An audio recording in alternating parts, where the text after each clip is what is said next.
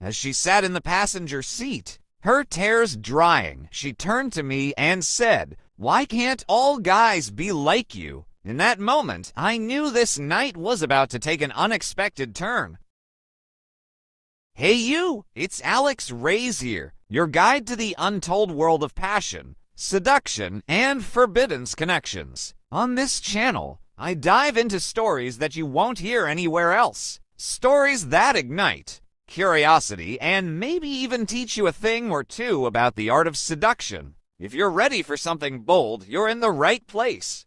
Let me set the scene. It was a regular Saturday night, and I was at home, unwinding with a beer and a movie. Out of nowhere, my sister called me, sounding frantic. "Alex, I need a favor," she said. "My friend Nicole is stranded. Her boyfriend ditched her, and she's stuck downtown. Can you pick her up?" Now, I wasn't exactly thrilled to play chauffeur, but I couldn't say no. Plus, I'd met Nicole a few times before 21. Blonde, bubbly, and stunningly beautiful. She had that youthful energy that turned heads wherever she went. When I pulled up to the corner where she was waiting, she looked like a mess, but the kind of mess you couldn't look away from. Her makeup was slightly smudged, her hair tousled, and her expression a mix of anger and vulnerability. She climbed into the car, muttering, "Thanks, Alex. I really needed this." The ride started quiet, just her giving me directions to her apartment. But as we drove, I could feel her relax, the tension melting away. I made a few jokes, lighthearted enough to make her laugh, and that's when she opened up. She told me about the fight with her boyfriend, how he'd left her stranded after accusing her of flirting with someone else.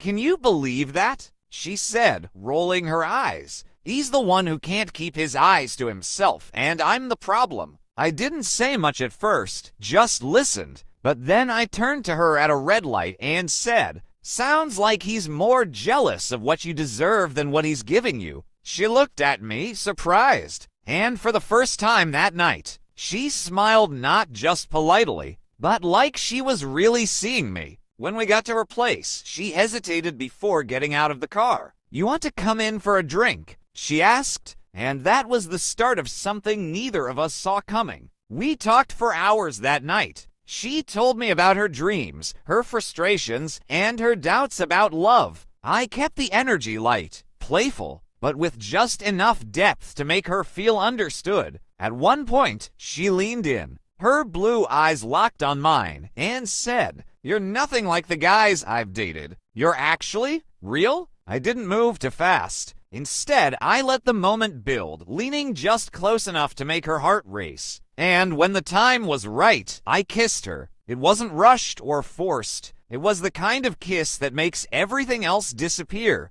From that night on, we had an unspoken agreement. Whenever she needed an escape, she'd call me. Our connection wasn't about labels or commitment. It was about living in the moment and giving each other exactly what we needed. And here's the thing, they keeps coming back. Why? Because I used the exact strategies I learned from the course Revolutionary Sex. This isn't about manipulation. It's about understanding what people want and creating irresistible connections. The link is pinned in the comments below. Trust me, it's a game changer.